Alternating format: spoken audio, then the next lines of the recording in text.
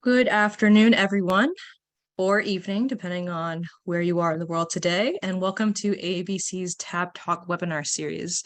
This particular webinar is sponsored by our industry partner, Evergreen Telemetry, so kudos to them for supporting AABC time and time again.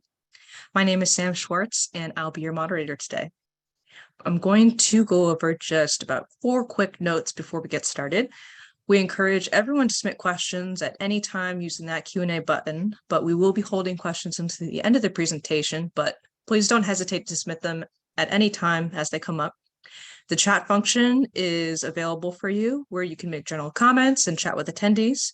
If you happen to be experiencing any technical issues during the webinar, please use the chat function to inform the panelists and we will assist you. And then finally, this course has been approved for 1 hour continuing education credit. After the webinar, all in attendance for the full webinar will receive an automated email with your proof of attendance. So today we are going to be talking about habits of an effective TAB team with Justin Lewis.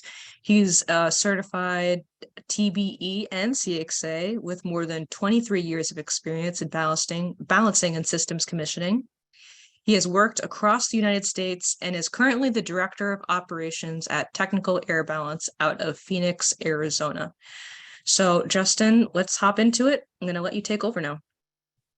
All right, Sam, thank you very much. Good afternoon, everyone, and thank you for joining.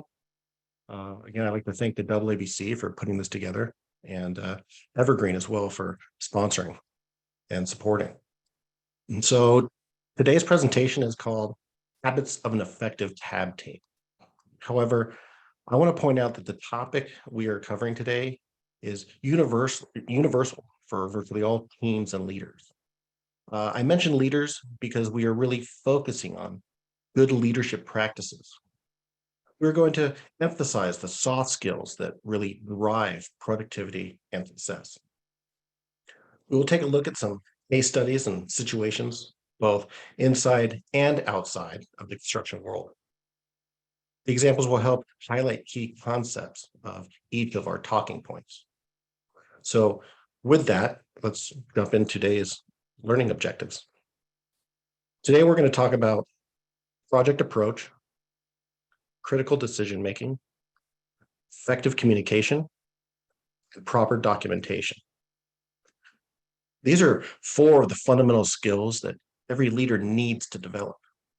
To be clear, leadership is the underlying theme of today's presentation.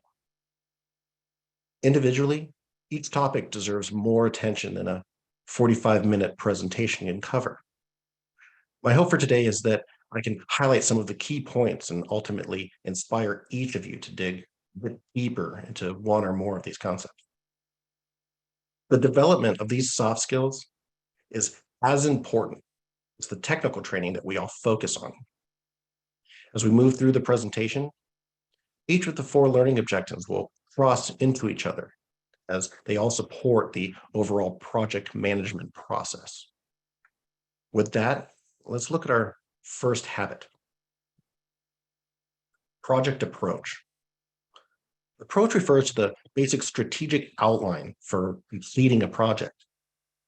Project will fail without a systematic and realistic approach. It must be clear and measurable. Everything must be done on this date is not a strategy. It's a wish statement and an omen of failure without a clear plan of attack. I've taken part in many projects where the highest paid people sit around a table and argue over plans and strategies. This is a superficial and palliative approach. Inevitably, the meeting ends with everyone cautiously agreeing to an intricate plan to get back on track by next week's meeting. Somehow, everyone is surprised and angry 7 days later when the project does not come back on course. This is because the individuals around the table did not understand all of the coordination requirements and limitations associated with the broad goals that they outline. The frontline personnel in charge of executing the work did not have a clear understanding of the goals and intent. This is due to a lack of communication. The communication and coordination should flow up and down the chain of command. Not only do subordinates not receive clear direction, but upper level team members miss key insight from frontline team members. So it would be disservice to discuss strategy and approach without looking at one of the greatest strategists of all time. Hannibal Barca was a Carthaginian general who stood against the Roman Republic in the late 2nd century BC. He was no ordinary general, however. He became known as Rome's greatest enemy. His numerous victories over the overwhelming strength and numbers of his enemies made him a legend. But how did he accomplish this? Battles are not won by the actions of one individual. When studying Hannibal's military tactics, his strategic genius stands out clearly. He had the unique ability to not only out-strategize his enemies, but to successfully coordinate synchronized attacks. Because of this, many historians consider Hannibal to be the father of military strategy and perhaps the greatest military commander of all time. Hannibal famously led an invading army of men and war elephants into Italy and crossing the Alps.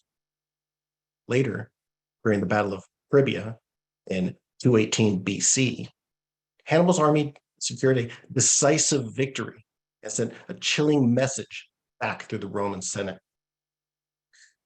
When we look at the battle specifically, we see that he was able to maintain composure during chaos. Prior to the official battle starting, both armies began hostilities, and the situation began to escalate. Hannibal, however, would not be goaded into a battle that he had not planned and could not control. He not only ordered his forces to fall back, but then rode out in person to the front line to rally his troops and to a retreat into a more strategic position. Shortly after, both armies retreated for the night to their camps. The Roman army woke at dawn to an attack on their camp from a small host of Carthaginian soldiers. The Roman commander ordered a full attack in pursuit of the host across the Tribune River. This was a fatal mistake for the Roman army, as they did not show the restraint Hannibal had demonstrated the day before. The Roman troops were woken suddenly and had no time to eat or prepare for battle. They followed the Carthaginians host through a cold river and came face to face with a fresh legion of Carthaginian soldiers ready for battle. During this battle, the Roman army lost 20,000 troops, while Hannibal suffered a loss of only a few thousand troops and several elephants. Hannibal's approach was successful due to his ability to communicate his vision and goal to his subordinate leaders.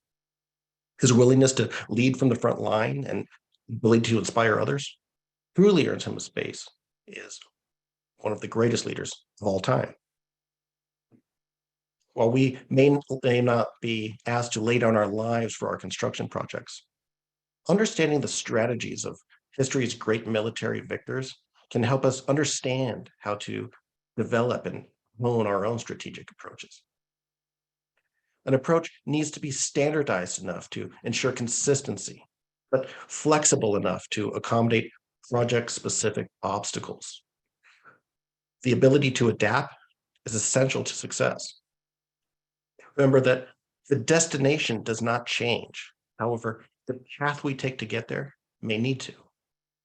So where do we begin? I suggest having standard operating procedures for field teams to follow. By having a standardized starting point, we build momentum for our teams at the beginning. Make sure they know who to meet, what to ask, and where to start. See, too many tab teams show up with vague plans or no plans at all. This leaves the project outcome to chance. We know that most of all projects will have a common set of tasks and milestones. These are good first steps to focus on when building your approach. Some examples would be report prep and info. Do we have the most current drawings? Do we have the submittals prepared to install the equipment? Did we find any standout issues or concerns on our initial job walk? Readiness checks. Are the systems actually ready for tab activities? And have our predecessors completed their work scope? And finally, coordination. Do we know who to talk to for what we need? Do we have expectations and milestones lined out? These are examples of common tasks, first steps that apply to most all projects. But we also know that each project is unique and will have its own set of challenges and requirements. These could be design changes, phase turnover, or management. It is important to turn over stones and look for potential obstacles early, or even opportunities for added value. Never sacrifice effectiveness for convenience. Taking shortcuts now could lead to bigger issues in the end. Finding and addressing issues up front is always less expensive than reacting to them in the future.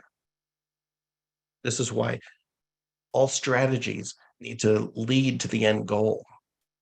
Tangible milestones are important for productivity, but they should not derail from the path of ultimate success. A thorough review early in the process can shed light on potential issues and obstacles. It can also outline ambiguity in the design or system operation. Now's the time for RFIs. Again, identify and solve problems as early as possible.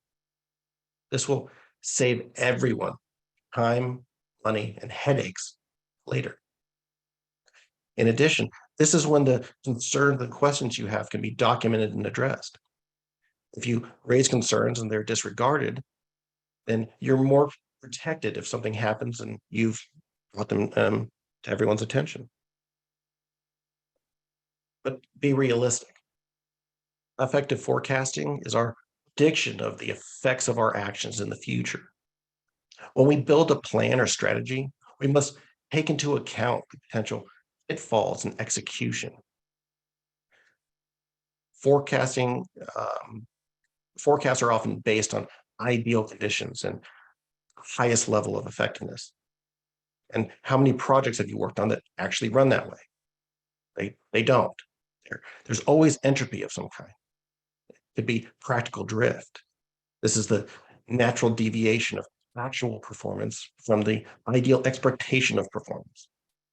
The long story short, things are not always going to go as planned. And this is why an approach and strategy need to be somewhat flexible. In the words of a great American treasure, everyone has a plan until they get punched in the mouth. And this brings us to our next habit. Critical decision making. As leaders, this is a key part of successful execution of any project. I'd like to share a brief story that outlines the importance of our experience and our intuition in regards to critical decision making. In 1984, psychologist Gary Klein set out to evaluate how firefighters were able to make life and death decisions. He later published a report called Rapid Decision Making on the Fire Ground. His first interview was with a seasoned fire chief. When asked to talk about an extremely challenging situation he had encountered, he described a seemingly normal, low-risk call about a kitchen fire. When they arrived on site, he and his team entered the home and began spraying the fire from the living room. They soon found that the water was having little to no effect on the fire, and he described the fire as roaring back at them. At this point, he became very uncomfortable with the situation, ordered his team to evacuate. No immediate danger to the team was obvious, but he had a bad feeling. His intuition was spiked. Moments after the evacuation from the building, the living room floor collapsed into the basement. When asked to reflect on what made him decide to evacuate, he remembered being surprised how hot the living room was relative to the size of the fire in the kitchen. He also noticed that the fire seemed to be very quiet for the heat it was generating. Finally, he wasn't sure why the water wasn't affecting the fire in the kitchen. In fact, the main fire was in the basement and directly under where they had been standing moments before the collapse. This accounted for the extreme heat and the lack of noise. It also explained why the water was ineffective when sprayed into the kitchen. Klein interpreted the captain's intuition and his later reflection as a subconscious violation of his expectations of the situation. His extensive experience had provided him with deep-seated patterns and expectations associated with fire. The deviation of those patterns set off unconscious alarms that ultimately saved him and his team from injury or death. This example outlines the importance of situational awareness of any activity or task. It also highlights the importance of experience and decisive action. Process management versus task management. This is a big one for me because I see very many projects that are managed as if they're tasks. Part of making good decisions is knowing how to effectively evaluate a situation or problem. A project strategy needs to not be static. It's formula, it's fluid. A project consists of a multitude of independent, interlinked processes that both rely on and affect one another.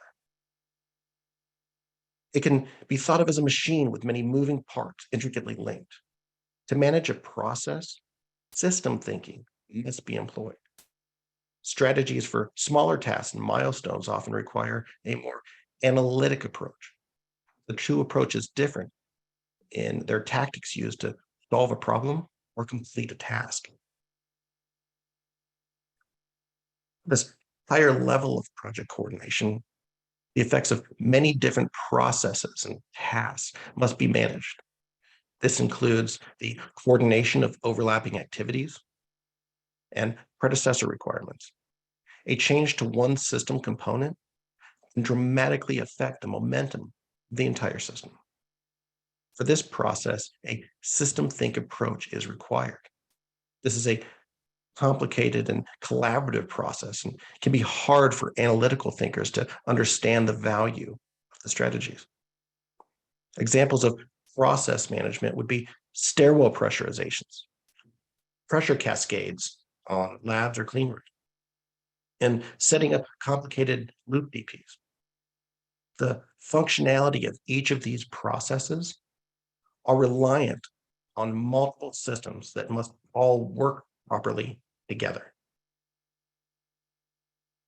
When we use a microscope viewpoint to evaluate a process, we can get tunnel vision and miss the bigger picture.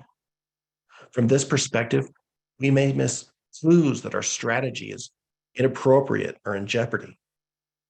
By widening our vantage point, we can see potential problems and address them before they get out of control. This is what we think of as a high-level telescope viewpoint. As leaders, we move projects forward through timely and effective decisions based on the information available. We paint the clearest picture possible and outline that vision to others. Leadership requires accountability. We often must make decisions with incomplete or vague information. It is the responsibility of leaders to shoulder any ambiguity and take decisive action. This is what separates the strong from the weak. Teams cannot work without direction, so plans need to be developed, clearly outlined, and implemented. That requires decisiveness and prioritizing. Outlining priorities is fundamental to success, and it falls on leadership to establish these priorities. When leaders don't clearly define priorities, the team will develop and focus on their own. When this happens, priorities are subject to biased perspective, individual agendas, and competing ambitions. The result is a non-cohesive strategy that does not align with project success. We must make clear and informed decisions based on the information that we have. But bad information results in bad decisions. Confirm you are getting accurate and complete information. Make sure that you're coordinating with the right individuals. If you have a concern about where controls is on a project, talk to the controls contractor. If you need to know when power is going to be available, talk to the electrician. I know this sounds simple and like common sense, but miscommunication is one of the biggest causes of delays and added costs on the project. We must evaluate processes systematically. Task management. The analytic approach is appropriate for straightforward or independent activities or tasks. One example would be hydrostatic testing of water lines. The activity has clear and measurable requirements and does not typically involve the cooperation of multiple trades. The overall water system's part of the larger project. This task is fairly standalone, and coordination and execution of this activity will be analytical. This may include the use of checklists or standard operating procedures. This approach is appropriate because the task is independent. When we look at the coordination of an overall project, rigidity of a strictly analytic approach will not allow for adaptation to an ever-moving system. Other examples of task management would be duct leakage testing, report layout, drive changes.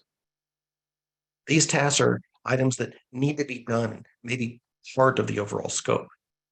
Though important, they require little coordination and have minimal impact over the trades and activities. Another of the most critical abilities a leader can develop is humility. Be open to criticism, including from yourself. Confidence is a key part of decision making. However, arrogance is corrosive and ineffective. When evaluating a situation or issue, it's important to remember the limitations of your perspective.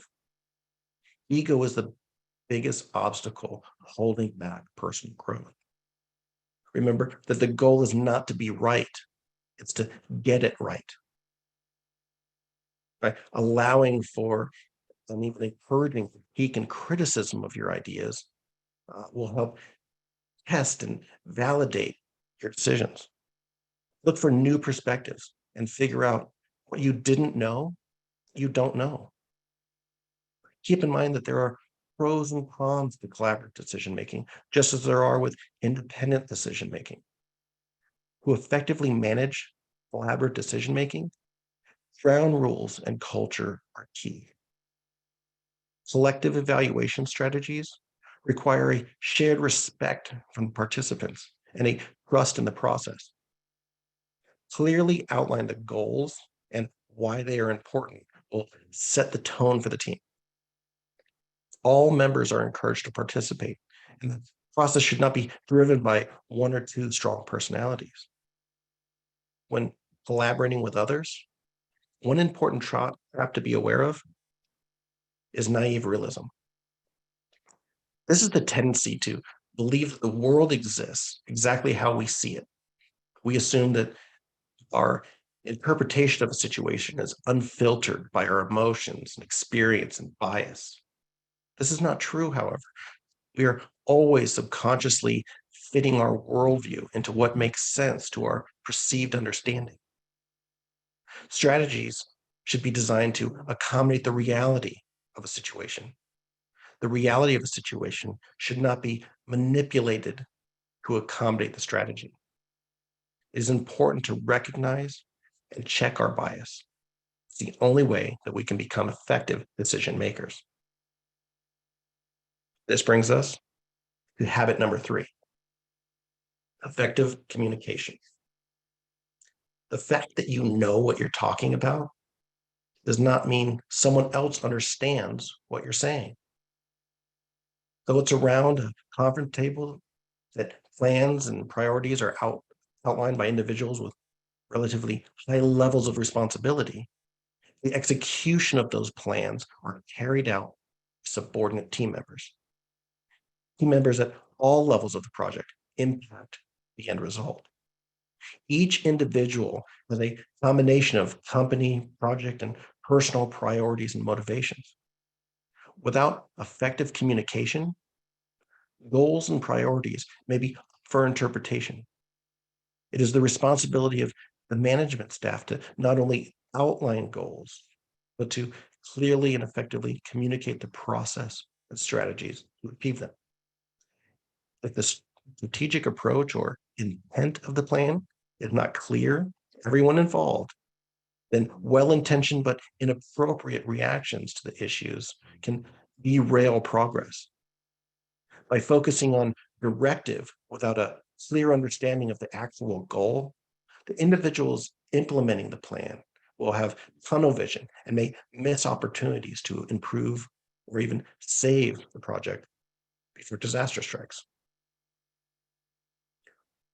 On January 28, 1986, NASA launched the Challenger space shuttle.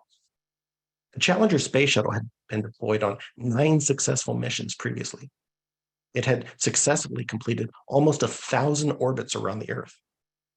On this cold day, however, disaster struck. 73 seconds into the launch, the shuttle exploded, killing all 7 passengers. It was later reported that the malfunction was due to a failed O-ring.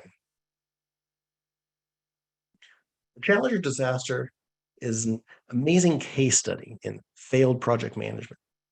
Arguably, the disaster can provide an even better perspective on critical decision-making.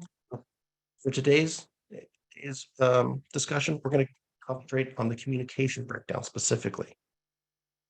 A review of the disaster revealed that concerns about effects of cold weather on O-rings was clearly presented to the entire launch team in the flight readiness review meeting. Engineers showed data suggesting a correlation between cold temperatures and past O-ring issues. Previous issues were not found to be catastrophic, and there were many other factors included in the report that muddied the waters as to whether or not it was a straight correlation between the cold weather and the failed O-rings. Based on their inability to clearly communicate the inherent dangers and risks, the engineers were unsuccessful in persuading the launch team to cancel, even delay the mission. The team ultimately did not err on the side of caution and moved forward with the launch.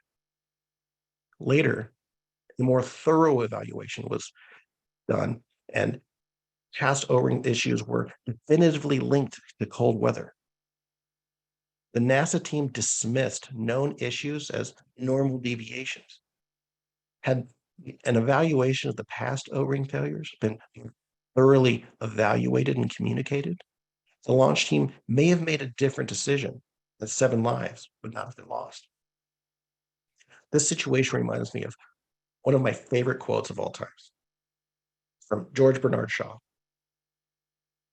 The single biggest problem with communication is the illusion that it's taken place. The message of this quote rings true today. It is as profound an observation as it is a clever one.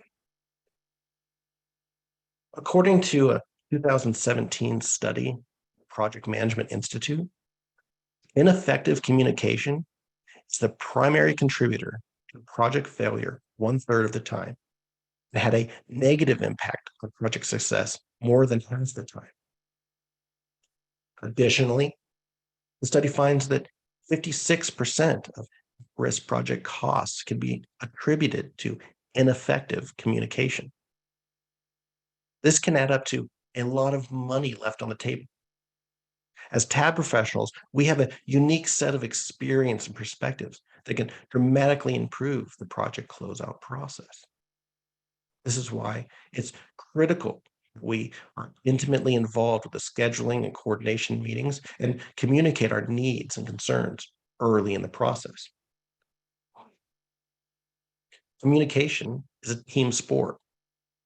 Many times, a message or priority is lost in translation or just flat out communicated poorly. The person with a message to deliver is responsible for delivering that information in a way that the recipient can understand. A message needs to be effectively delivered and actively received. With this in mind, an effective communicator needs to be an active listener. Waiting for a pause in conversation in anticipation to respond is not listening. Even if you feel your counterpart is wrong, it's important to understand what and why they are saying what they're saying.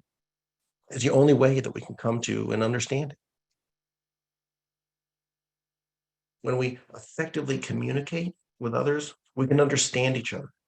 This allows for collaboration and ultimate buy-in to plans and strategy. It's important to remain professional. Always be honest. Thomas Paine said, "He who dares not offend cannot be honest." Diplomacy is great, but don't dance around issues to seem like a team player. If you have concerns, voice them.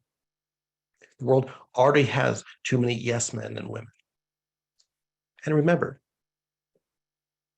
it's not personal. Don't get dragged into the weeds. Debate is one thing, bickering is another. We can disagree without being disagreeable. A tit for tat exchange that is aimed at discrediting each other has no value. In fact, it weakens your argument by making you look petty.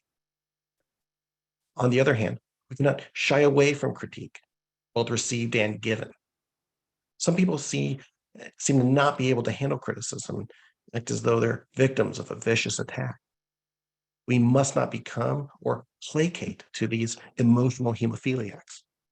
I'm sorry, but if they're that fragile, they're in the wrong profession.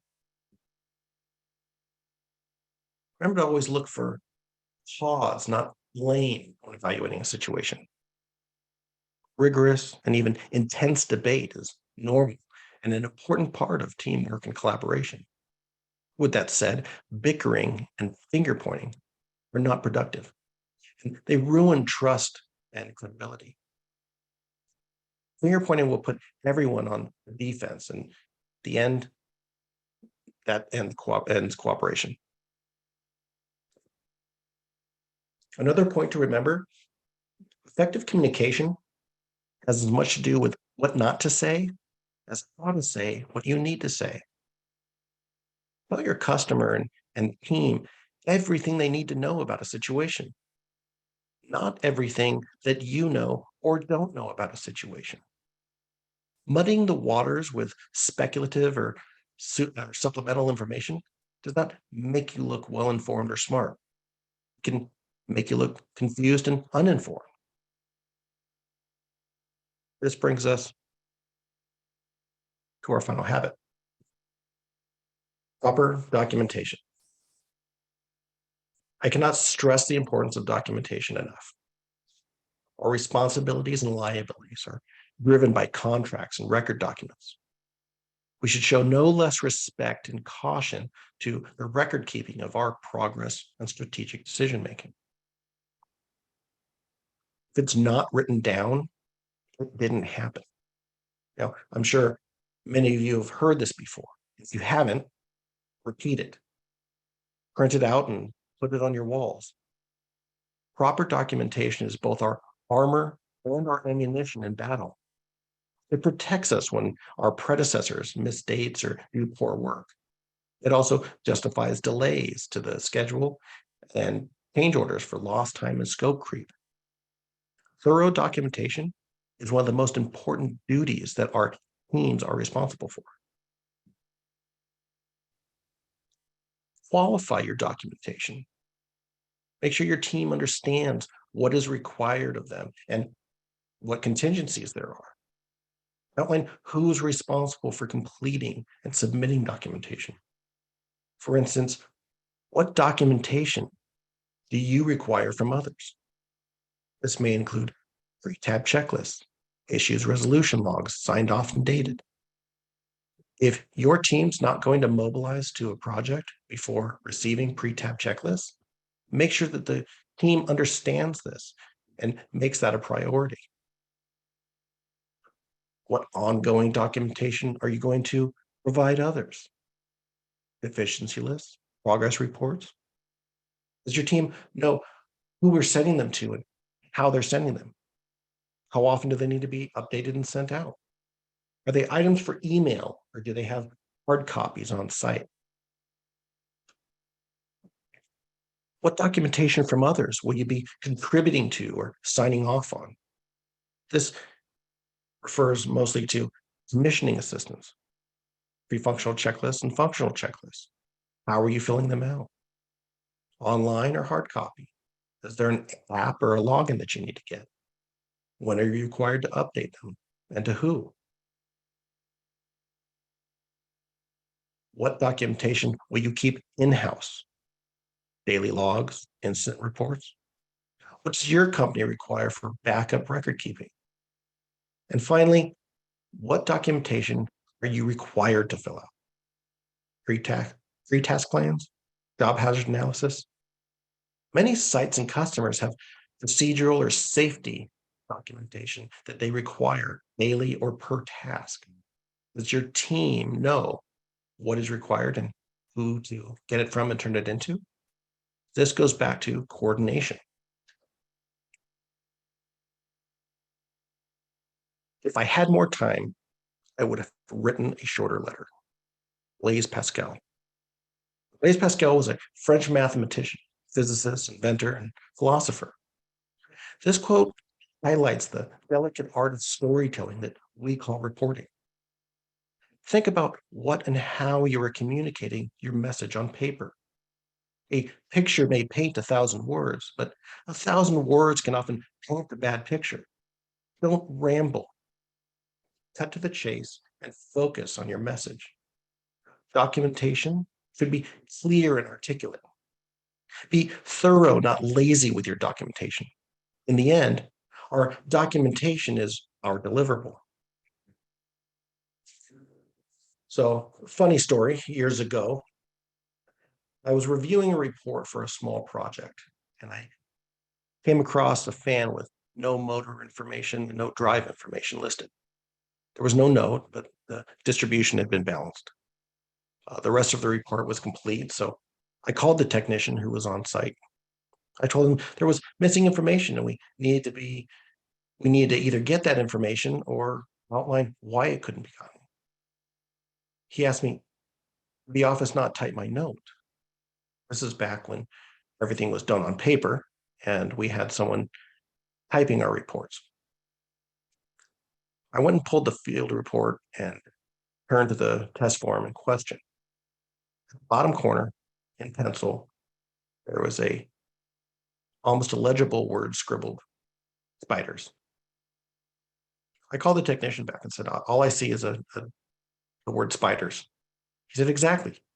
There were spiders all over it, so I couldn't open it up. Needless to say, this was an example of lazy documentation. It was also an example of pure laziness. Another rule of thumb, no one should be able to picture what you look like, the way you write. We're hired to provide clear and professional documentation on technical systems. I tell my technicians to ask themselves if their note is clear enough for friends and relatives with no construction experience to understand what they're talking about. Many times, the final report will be reviewed by and delivered to individuals who don't know what we do. They need to understand the message, even if they are unfamiliar with the terminology.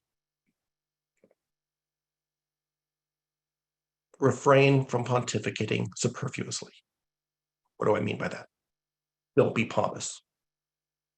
Don't overcomplicate notes or try and be over technical to impress the reader. This goes back to effective communication and getting the message across clearly. Overinflating your message with frills and unnecessarily technicalities does not impress anyone. But let's also remember that documentation goes both ways. If you need information to be effective, require that you get it. Stipulate it in your submittals and tab plan. No one wants to be held accountable more than they need to be. And they certainly don't want extra paperwork. Sometimes it's necessary. We require pre-tab checklists to be filled out for each system before we mobilize a project of a certain size. This was not met with enthusiasm from clients at first. We got pushback and ultimately had to use a Trojan horse approach to get them implemented. By incorporating them into the submittals and ultimately into the tab plan, which is required on most projects, especially if there's commissioning, they became part of the project contract documents. Our predecessors had no choice but to participate. After several years of using pre-tab checklists, now most contractors love them. I get asked for checklists on projects that we're not a part of. They lay the pathway for contractor expectations and the tab workflow.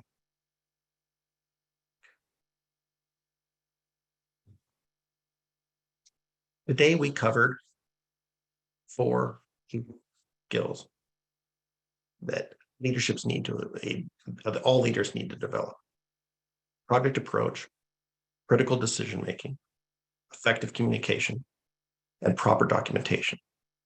I hope that I've outlined the importance of incorporating leadership development into our company's training programs.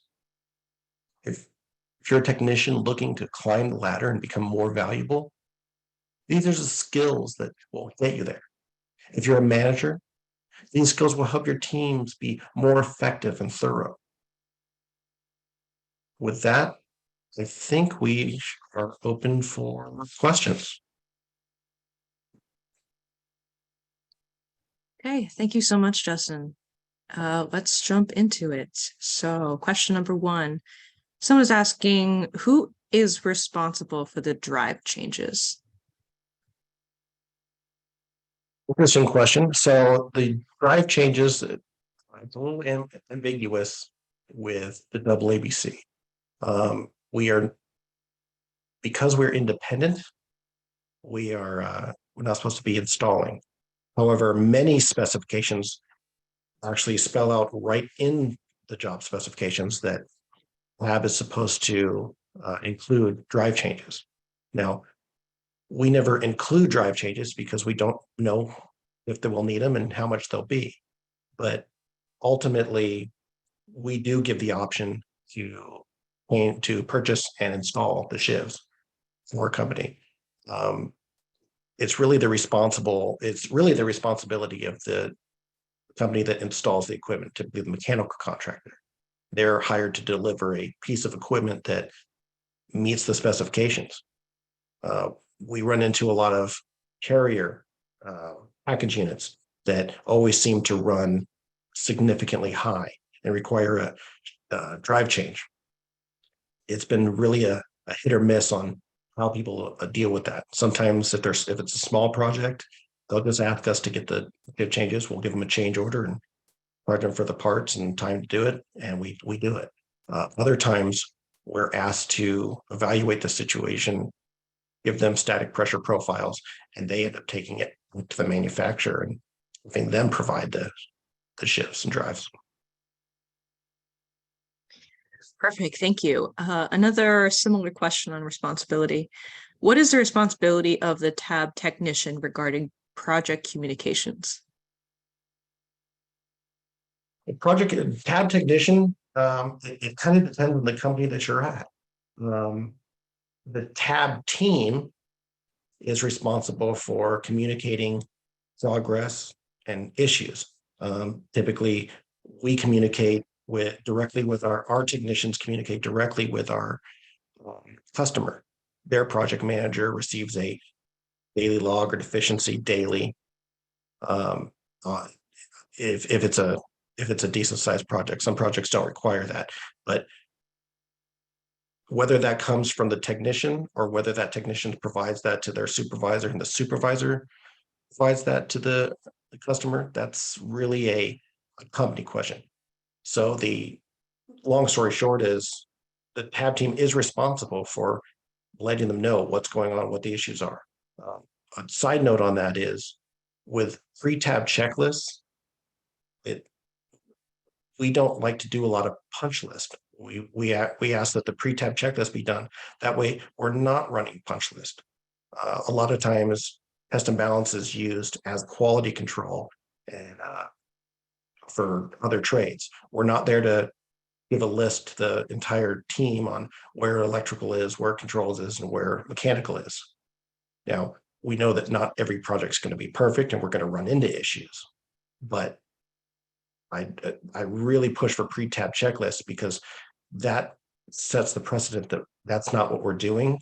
And if that's what we end up doing, we charge time for that. Thank you, Justin. One or two more questions left. What if the construction team will not fill out the pre-tab checklists? What would you do? So most projects in the specifications call for a tab plan to be submitted. Virtually all projects that have commissioning, that in the commissioning requirements as well. So I love seeing that because what we do is we develop a tab plan. We outline the equipment that we're going to test, the procedures for testing that equipment. And we also outline our procedures for being on site. And we outline that pre-tab checklists need to be filled out by the installing contractors and provided back to us before we'll mobilize.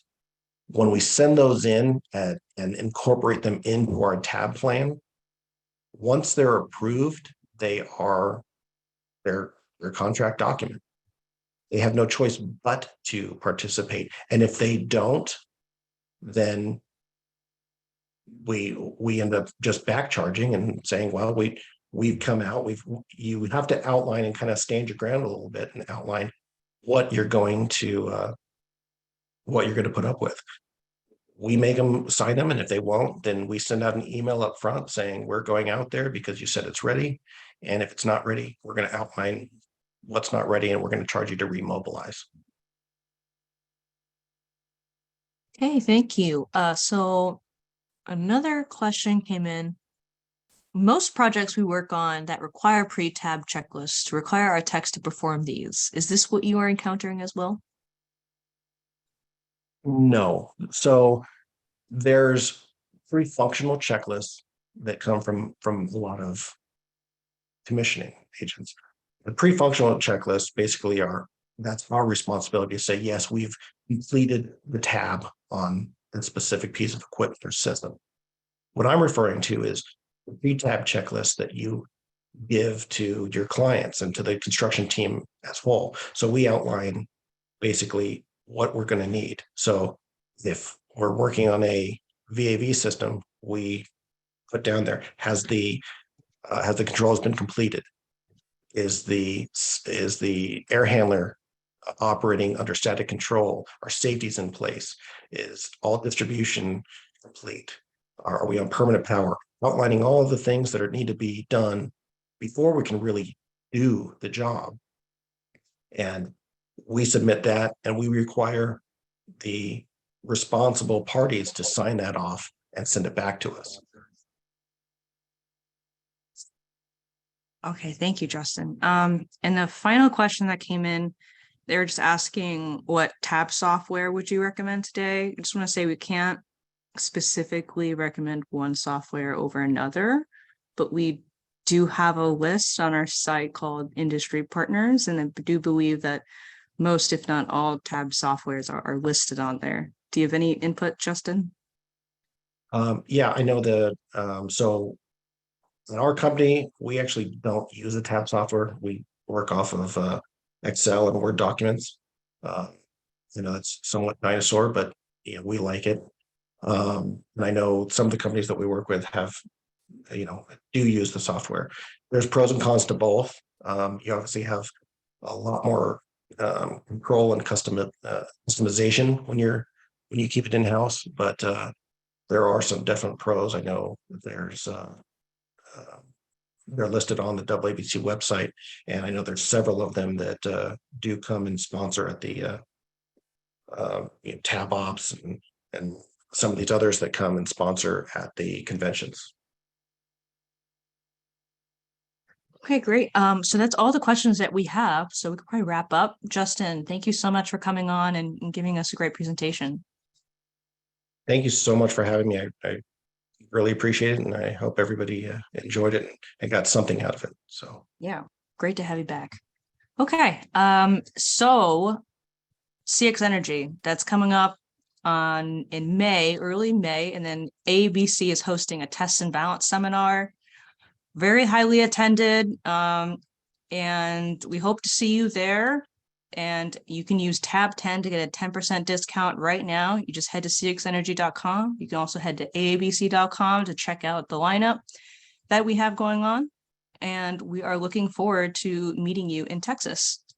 So have a great afternoon, and thank you again for stopping by an AABC Tab Talk webinar. Good night, everyone.